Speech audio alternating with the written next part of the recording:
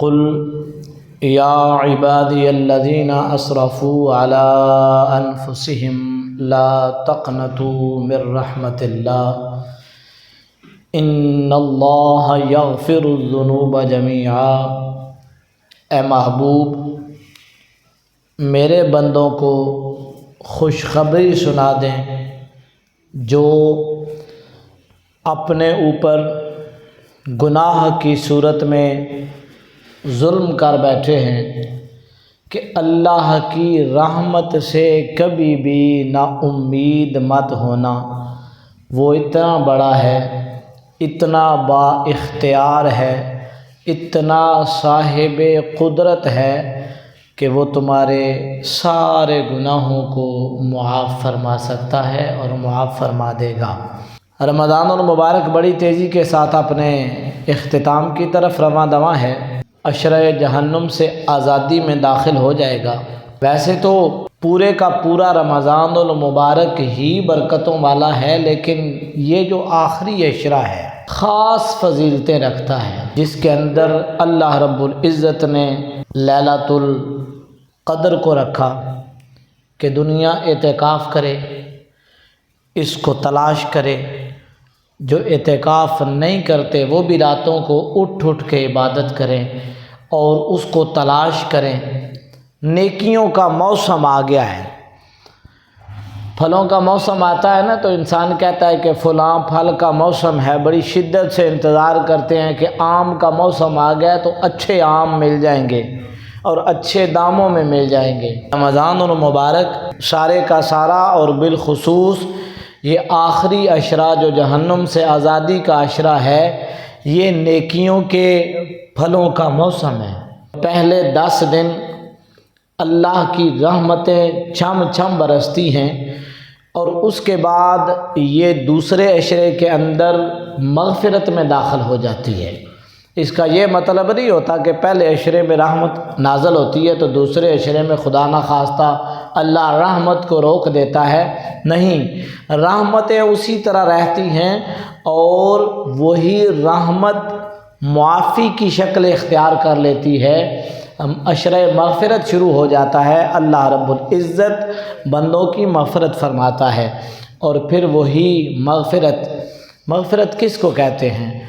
جہنم سے آزادی کو ہی تو مغفرت کہتے ہیں کہ انسان بخشا جائے، اللہ کی ذات اس کو معاف کر دے، اسی کا نام مغفرت ہے۔ وہی مغفرت جہنم کی آزادی میں داخل ہو جاتی ہے۔ اس کا یہ معنی نہیں ہوتا کہ پہلے عشرے کی رحمت روک لی گئی ہے اور دوسرے عشرے کی مغفرت بھی روک لی گئی ہے، بلکہ ان سب کا نچوڑ، اس سب کا رزلٹ اور نتیجہ اللہ رب العزت کی ذات اپنے بندے کو جہنم سے دور کر کے عطا کر دیتی ہے۔ اگر آپ اس حدیث مبارکہ پر غور کریں تو بہت کچھ سیکھنے کو مل جائے گا۔ سننے کو ہم نے یہ حدیث مبارکہ بہت دفعہ سنی ہوگی، لیکن شاید کہ اتر جائے تیرے دل میں میری بات، کبھی گہرائی سے دیکھیں۔ میرے آقا صلی اللہ علیہ وآلہ وسلم آپ منبر شریف پر تشریف لے جا رہے ہیں۔ پہلی سیڑھی پہ قدم رکھا، فرمایا آمین۔ دوسری پہ قدم رکھا، فرمایا آمین۔ تیسری پہ قدم رکھا، فرمایا آمین۔ صحابہ نے عرض کی یا رسول اللہ، کوئی دعا مانگنے والا نظر نہیں آ رہا تھا، آپ آمین آمین ارشاد فرما رہے تھے۔ میرے کریم آقا صلی اللہ علیہ وسلم نے ارشاد فرمایا کہ جب میں نے پہلی سیڑھی پہ قدم رکھا تو جبریل امین نے کہا یا رسول اللہ، جس کی آنکھوں کے سامنے اس کے والدین بڑھاپے کی عمر کو پہنچ جائیں اور اس وقت وہ انسان ان کی خدمت کر کے اپنے لیے جنت کا سامان نہ کر سکے، وہ ہلاک ہو جائے، میں نے کہا آمین، جس کا ترجمہ یہ ہے کہ اتنی سستی ہو جاتی ہے جنت والدین کی خدمت سے کہ شاید عبادت اور ریاضت اور بندگی انسان کو اتنی جلدی اس مقام بلند پر نہیں پہنچاتی جتنی جلدی والدین کی خدمت پہنچا دیتی ہے۔ دوسری سیڑھی پہ قدم رکھا تو جبریل امین نے دعا کی یا رسول اللہ، جس انسان کے سامنے آپ کا نام نامی اسم گرامی لیا جائے لیکن وہ آپ پر درود پاک نہ پڑے، وہ ہلاک ہو جائے، تو میں نے کہا آمین۔ ایسا بے وفا امتی بھی کوئی نہ ہو کہ جس کے سامنے اس کے آقا و مولا احمد مجتبی حضرت محمد مصطفیٰ صلی اللہ علیہ وسلم کا نام نامی اسم گرامی لیا جائے اور وہ آپ پر درود پاک نہ بھیجے، وہ ہلاک ہو جائے۔ ترجمہ یہ بنتا ہے کہ جب انسان حضور کی ذات پر درود پاک پڑھتا ہے، اللہ رب العزت اس انسان کے درجے بھی بلند کرتا ہے، اس انسان کے گناہ بھی معاف کرتا ہے، اور اللہ رب العزت کی ذات اس پر رحمتیں بھی کرتی ہے۔ عجیب فیض ہے آقا تیری محبت کا، درود تجھ پہ پڑھوں اور خود سنور جاؤں، یعنی حضور پر درود پاک پڑھنے سے اللہ کی رحمت بندے کی طرف متوجہ ہوتی ہے، اور جب بندے کی طرف متوجہ ہوتی ہے تو بندے کو پتہ ہی نہیں ہوتا کہ اللہ رب العزت کی ذات اس کو کس انداز سے معاف کر رہی ہوتی ہے۔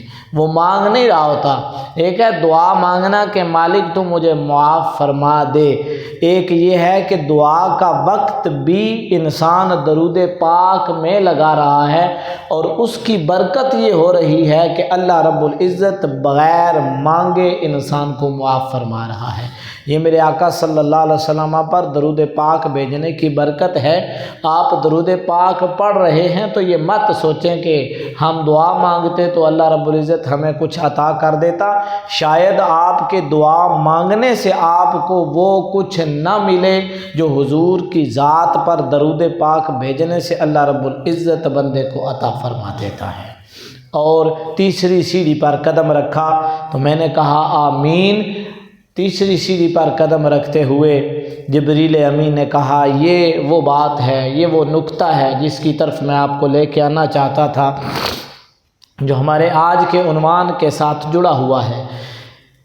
جبریل امین نے دعا مانگی، یا رسول اللہ جس انسان کی زندگی میں رمضان المبارک جیسا رحمتوں والا، مغفرتوں والا، جہنم سے آزادی والا خوبصورت مہینہ آ جائے کہ جب ایک چیز گویا لاکھ روپے میں ملتی ہے، کسی بندے کو پتہ چل جائے وہ 10 روپے میں مل رہی ہے اور پھر بھی وہ چیز نہ خرید سکے تو اس سے بڑا بدبخت بھی کوئی نہیں ہے۔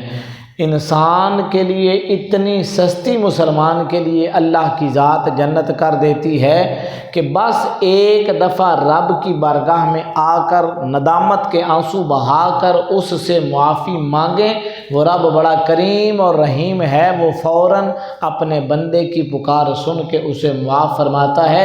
جس انسان کی زندگی میں رمضان المبارک آیا اور وہ اس میں اپنے لیے بخشش کا سامان نہ کر سکا، وہ ہلاک ہو جائے، تو میں نے کہا آمین۔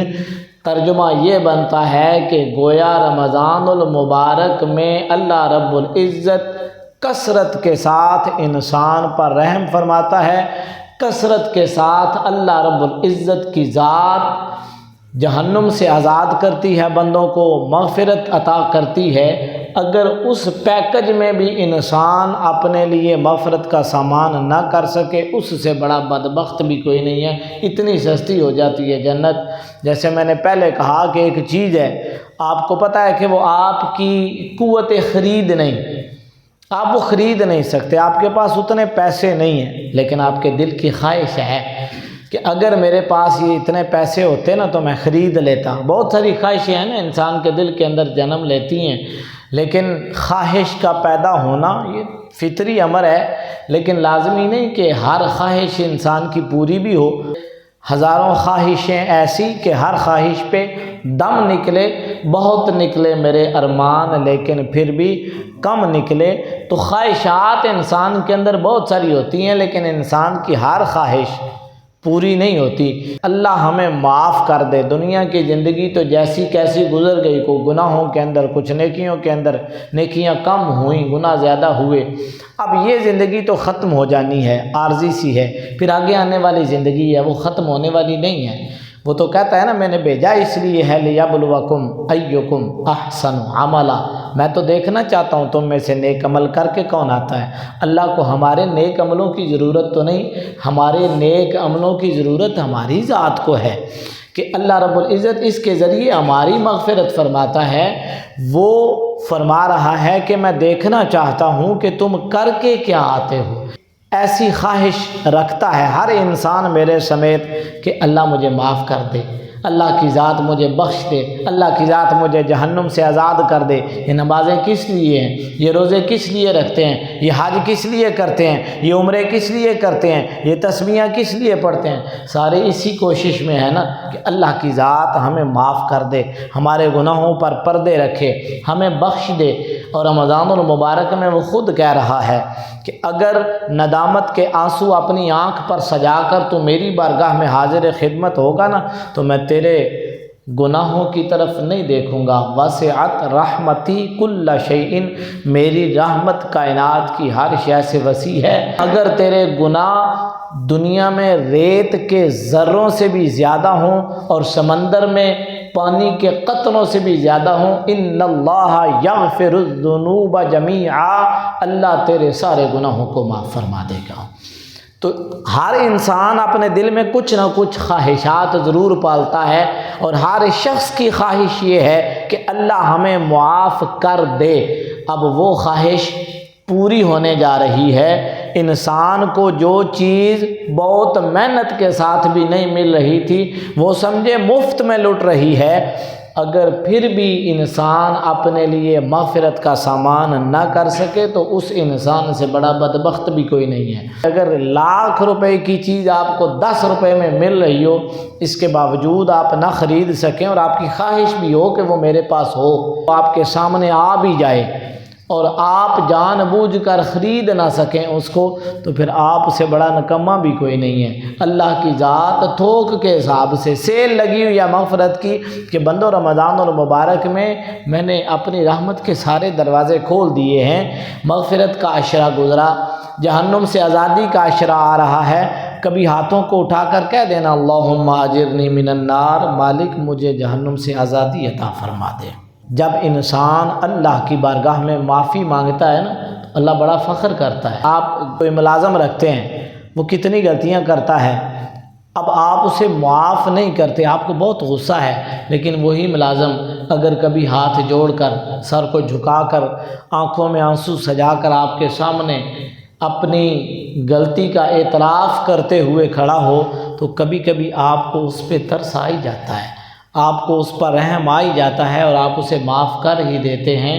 لیکن اگر وہ غلطی بھی کرے اور اکڑتا بھی رہے، غلطی بھی کرے اور آپ کے سامنے سے ایسے گزر جائے کہ جیسے اسے کوئی پرواہ ہی نہیں ہے، تو وہ آپ کے دل کے اندر جو اس کے لیے نرمی ہے اس کو نہیں ابھار رہا بلکہ سختی کو ابھار رہا ہے کہ ایک تو غلطی کی ہے اور دوسرا یہ اکڑ بھی رہا ہے۔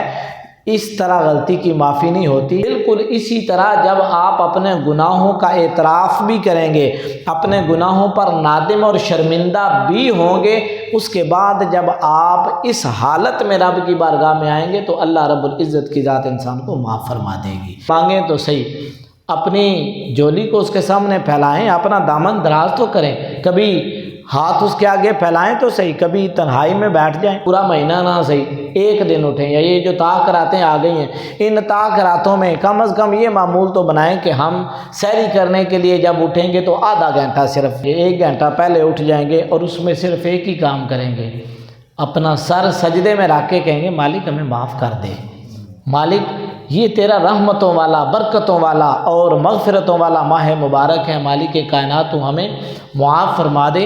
یہ کم از کم روٹین بنا کر تو دیکھیں۔ نبی کریم علیہ الصلوۃ والسلام کا معمول مبارک یہ بھی ہم تھوڑا سا سنتے چلے جاتے ہیں کہ آخری عشرہ آپ کیسے گزارا کرتے تھے۔ اتنی عبادت کرتے تھے، اتنی ریاضت کرتے تھے کہ ہم کہتے تھے کہ حضور آرام کب کریں گے، ساری ساری رات جاگتے تھے اور صرف خود نہیں جاگتے تھے، اہل خانہ کو بھی جگاتے تھے، انہیں بھی کہتے تھے اللہ کی بارگاہ میں جھک جاؤ۔ اسے مبارکہ ہے نا التائب من الذنب کمن لا ذنب لہ، جب انسان اللہ کی بارگاہ میں توبہ کرتا ہے نا گویا وہ ایسے پاک ہو جاتا ہے جیسے اس نے زندگی میں کوئی گناہ کیے ہی نہیں ہے۔ ایک چیز بڑی خاص ہمارے ذہنوں کے اندر یہ بیٹھنی چاہیے جو نہیں بیٹھتی، ہم سمجھتے ہیں کہ استغفار صرف گناہگار کرے، ہم تو سارے ہی گناہگار ہیں نا، لیکن ہمارے ذہن کے اندر یہ بات بیٹھ گئی ہے کہ معافی تو مانگے نا جس نے گناہ کیے ہیں، ہمیں معافی مانگنے کی ضرورت نہیں ہے۔ وہ جو 2-4 نفل پڑھ لیتا ہے نا زندگی میں، یا کو 2-4 تسبیحاں رول لیتا ہے، تو پھر شیطان اسے کہتا ہے تو نے تو بڑی فرما برداری میں زندگی گزاری ہے، تجھے تو معافی کی ضرورت ہی نہیں ہے، تجھے تو ویسے ہی اللہ معاف کر دے گا۔ نبی کریم علیہ السلام کا معمول مبارک تھا کہ ایک ایک مجلس میں صحابہ فرماتے ہیں آپ 100 مرتبہ استغفار پڑھا کرتے تھے، تو حضور کو معافی کی تو کوئی ضرورت نہیں۔ اس کے باوجود آپ معافی کیوں مانگتے ہیں؟ اصل میں آپ امت کو درس دینا چاہتے ہیں کہ زندگی ایسے گزارو۔ معافی ملتی کیسے ہے؟ یہ بات بڑی قابل غور ہے جس کی طرف ہماری توجہ نہیں۔ ہم اللہ سے اپنے لیے یہ خواہش رکھتے ہیں کہ وہ ہمیں معاف کر دے، لیکن اگر زندگی میں کوئی ہمارے آگے پھنس جائے تو ہم معاف کرتے ہیں۔ ہم تو اس کو وہاں پہ چھوڑ کے آتے ہیں نا جہاں سے وہ دوبارہ اٹھنے کی جرات ہی نہ کر سکے۔ ہم معافی دینا نہیں چاہتے، ہم بندوں کو معاف نہیں کرنا چاہتے، لیکن اللہ سے امید رکھتے ہیں کہ وہ ہمیں معاف کر دے۔ اللہ رب العزت ارشاد فرماتا ہے کہ اگر تم میری مخلوق کو معاف کرو گے نا تو پھر میں بھی تمہیں معاف کر دوں گا۔ حضور کی حدیث مبارکہ ہے نا، جو انسان بندوں پر رحم نہیں نہ کرتا پھر اللہ بھی اس پر رحم نہیں کرتا۔ ہم بندوں پر رحم کرتے ہی نہیں۔ ہمارے آگے کو پھنس جائے، گاڑی چلا رہے ہوں تو کوئی ہرن دے دے نا، میں پیچھے پھر دیکھیں نا کیا حالات ہوتے ہیں۔ پھر حاجی صاحب ہوں، صوفی صاحب ہوں، علامہ صاحب ہوں، مفتی صاحب ہوں، پیر صاحب ہوں، شیخ صاحب ہوں، دیکھیں پھر کیا رویے ہوتے ہیں ان کے، باہر نکل کے وہ گتھم گتھا ہو جاتے ہیں۔ اس وقت کدھر جاتا ہے ہمارا صبر؟ اس وقت ہم کہاں جاتے ہیں؟ اللہ سے ہم معافی مانگتے ہیں لیکن ہمارے دل سخت ہیں۔ آپ کا دل سخت ہے لیکن آپ یہ چاہتے ہیں کہ آپ کے لیے اللہ کی ذات ہمارے لیے نرمی کا معاملہ فرمائے۔ اگر آپ چاہتے ہیں کہ اللہ آپ کے لیے نرمی کا معاملہ فرمائے تو آپ بھی مخلوق کے ساتھ نرمی کا معاملہ شروع فرما دیں۔ آپ نرمی کا معاملہ شروع فرمائیں گے تو آٹومیٹکلی اللہ رب العزت آپ پر نرمی فرمائے گا۔ مومن کا سب سے بڑا ہتھیار، آپ کو زندگی میں کبھی مال کی پریشانی بن جاتی ہے، کبھی اولاد کی پریشانی بن جاتی ہے، کبھی انسان قرضے کے اندر دب جاتا ہے، کبھی کاروبار کے اندر مندی ہو جاتی ہے، کبھی انسان کی زندگی سے ایسے رشتے دور ہو جاتے ہیں جن سے وہ دور نہیں ہونا چاہتا، کبھی کوئی معاملہ بن جاتا ہے۔ ہر انسان زندگی میں پھنستا ہے نا، سب سے بڑا ہتھیار استغفار ہے۔ حضرت علی المرتضیٰ رضی اللہ تعالی عنہ کے پاس تو ایک آنے والا آتا ہے کہ اولاد نہیں، آپ کہتے ہیں تو استغفار پڑھا کر، مال نہیں ہے، بڑے مالی حالات بڑے دیگر گو ہیں، آج ہر بندے کو گلا ہے نا، تو حضرت علی المرتضیٰ رضی اللہ تعالیٰ عنہ اس کو فرماتے ہیں استغفار پڑھا کر، اللہ سے توبہ کیا کر۔ جب انسان اللہ سے توبہ کرتا ہے تو سارا کچھ کس کے قبضہ اختیار میں ہے؟ اللہ کے اختیار میں ہے۔ تو جب سارا کچھ اللہ کے اختیار میں ہے تو آپ اللہ کی طرف رجوع کیوں نہیں کرتے؟ آپ معافی مانگے نا۔ ہم گناہوں کی معافی مانگے بغیر اپنی زندگی اسی ڈگر پر چلائے رکھتے ہیں اور کوشش کرتے ہیں کہ اسی ڈگر پر ہی ہمیں معافی ملتی رہے۔ ایسے نہیں ہوتا، آپ کو بھی کچھ معاملات سے پیچھے ہٹنا پڑے گا، استغفار کرنی پڑے گی۔ زندگی میں کوئی بھی مشکل آ جائے، وہ خود فرماتا ہے وَيَرْزُقُهُ مِنْ حَيْثُ لَا يَحْتَسِبُ، رب کی بارگاہ میں تو جھک کے دیکھ، وہ تجھے ایسی جگہ سے رزق عطا فرمائے گا جہاں سے تجھے گمان ہی نہیں ہے۔ ایک تو ہوتا ہے نا گمان ہے، بندہ دکان پہ بیٹھا ہے، پتہ ہے دکان یہ ذریعہ ہے معاش کا، تو ہو سکتا ہے کچھ نہ کچھ مل جائے، بندہ جاب کرتا ہے تو اس کے بدلے میں کچھ مل جائے۔ لیکن اگر آپ استغفار کریں گے نا، اللہ کی بارگاہ میں جھکیں گے نا، تو پھر ایسی جگہ سے بھی اللہ رب العزت انسان کو رزق دے گا جہاں سے گمان ہی نہیں ہے۔ اور آج کی دنیا کا سب سے بڑا مسئلہ ہے ڈپریشن۔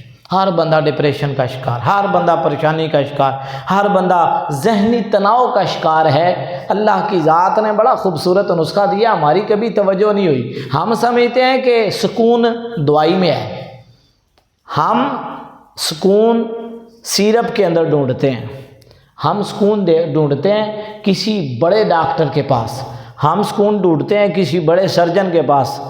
سکون اللہ تعالیٰ نے ان چیزوں میں رکھا ہی نہیں۔ ہم سکون ڈھونڈتے ہیں دولت میں۔ بہت سارے لوگ آپ کو ملیں گے، پیسہ مل جائے نا پھر سکون آ جائے گا۔ دنیا میں جتنے لوگوں کے پاس پیسہ ہے ان کی زندگی کا مطالعہ کر کے دیکھ لیں، کیا وہ سکون میں ہیں؟ وہ تو بیچارے گولیاں کھا کے سوتے ہیں۔ ایک غریب آدمی ہے جس کے پاس پیسہ ہی نہیں ہے، دیکھیں آپ عشاء کے بعد کتنی گہری اور میٹھی نیند سو رہا ہوتا ہے۔ اور بڑے بڑے پیسوں والے جو ہے وہ ڈاکٹروں کے پاس چکر لگا رہے ہوتے ہیں، راتی نیندر نہیں آمدی، وہ کیسے نیند آئے گی؟ تو ہم نے سکون ایسی جگہوں سے ڈھونڈنا شروع کر دیا ہے جہاں رب نے سکون رکھا نہیں۔ رب نے سکون کہاں رکھا ہے؟ الا بذکر اللہ تطمئن القلوب، اگر تو اپنے دل کو سکون دینا چاہتا ہے تو مجھے یاد کر۔ سکون میری ذات یاد میں ہے، لیکن المیہ یہ ہے کہ ہم اس وقت سکون تلاش کرنا چاہتے ہیں جب ہم پھنسے ہوئے ہوتے ہیں نا، پھر لالچ کے لیے ہم پڑھتے ہیں وہ تسبیحاں۔ وہ لالچ کے لیے تسبیحاں پڑھنے کا مقصد نہیں کہ جب آپ کو ضرورت پڑی تو تب آپ نے اللہ سے رابطہ کر لیا، جب ضرورت نہ ہوئی تو اللہ سے رابطہ بھی توڑ دیا، ایسے نہیں۔ جب تجھے ضرورت نہیں، اللہ کی تو ضرورت ہر لمحے ہے نا، تو رب کی طرف رابطہ تو رکھنا، مسلسل تو رابطہ رکھے گا تو جب تو پھنسا ہوگا نا تو پھر تو کسی دعوے سے جا سکے گا کہ مالک میں پھنس گیا ہوں، تیرے ساتھ مسلسل رابطہ ہے، تو رحم فرما مجھ پر۔ پھر اللہ رب العزت کی ذات بھی انسان پر رحم فرما دیتی ہے، لیکن ہم سکون وہاں ڈھونڈتے نہیں جہاں سکون ہے۔ سکون رب نے مال میں نہیں رکھا، دولت میں نہیں رکھا، شہرت کے اندر نہیں رکھا، سکون دعائیوں کے اندر نہیں ہے، سکون آپ کے اسپتالوں کے اندر نہیں ہے، سکون اللہ کی یاد میں ہے۔ الا بذکر اللہ تطمئن القلوب، اگر کبھی دنیا کا سب سے مطمئن انسان دیکھنا چاہتے ہو، اس انسان کو دیکھ لو کہ جو ہر وقت اللہ کو یاد کرتا رہتا ہے۔ آپ نشان لگا لیں ایسے بندے پر جو ہر وقت ذکر کرتا ہے، ہر وقت قرآن پاک کی تلاوت کرتا رہتا ہے، پھر دیکھیں اس کی زندگی میں سکون کتنا ہے، اطمینان کتنا ہے۔ کم پیسوں میں بھی اللہ تعالیٰ اسے بہت سارا سکون عطا فرماتا ہے، نہ اولاد کی پریشانی آتی ہے، نہ کوئی معاملات کی پریشانی آتی ہے۔ تو جتنے زیادہ مال و دولت ہوتا ہے یا جتنی زیادہ شہرت ہوتی ہے یا جتنا بڑا منصب ہوتا ہے نا، پریشانیاں بھی اسی حساب سے پھر اس انسان کو گھیر لیتی ہیں۔ غریب ہے یا امیر ہے، وہ اپنے پلے باندھ کے جائے۔ آج کے اس درس کا یہ مغز، یہ نتیجہ ہے، یہ رزلٹ ہے کہ اللہ کی یاد سے اپنی لو لگا لو، اپنا دل جوڑ لو۔ اگر زندگی میں دل کا سکون چاہتے ہو، کتنا اطمینان مل جاتا ہے اس آیت کو پڑھ کے۔ الا بذکر اللہ تطمئن القلوب، کیا میرے ذکر میں، میری یاد میں تمہارے دل کا اطمینان نہیں ہے؟ تو جن چیزوں میں اطمینان ڈھونڈتا ہے، اطمینان ادھر نہیں ہے۔ کھائیں آپ گولیاں، لیکن یقین یہ رکھیں کہ اس گولی کے اندر شفا رکھنے والی اللہ کی ذات ہے۔ اسی گولی میں اگر شفا نہ ہو تو آپ بھلے دنیا کے سب سے بڑے ڈاکٹر سے لے کے کھائیں، پھر آپ کو آرام نہیں آئے گا۔ جب یہ رکھیں گے نا ذات واحدہ مرض تو فہو یشفین، جب میں بیمار ہوتا ہوں نا شفا وہ دیتا ہے، تو پھر آپ دیکھیں گے کہ اللہ کی ذات انسان کو کتنا سکون دیتی ہے۔ عشرہ جہنم سے آزادی کا تیسرا عشرہ ہے، رب کی رحمتوں کو لوٹ لیں، رب کی مغفرت کو لوٹ لیں، اور جہنم سے آزادی کا عشرہ آ گیا ہے۔ ہر وقت تسبیح لے لینا، درود پاک پڑھنے کے ساتھ ساتھ کہا کریں استغفر اللہ ربی من کل ذنب، اردو میں کہہ دیا کریں یا اللہ تو معافی عطا فرما۔ اور سب سے بہترین دعا کون سی ہے؟ اللہم اجرنی من النار، اے اللہ مجھے جہنم سے آزادی عطا فرما۔ اللہ رب العزت ہماری رمضان المبارک میں بلا حساب بخشش فرمائے۔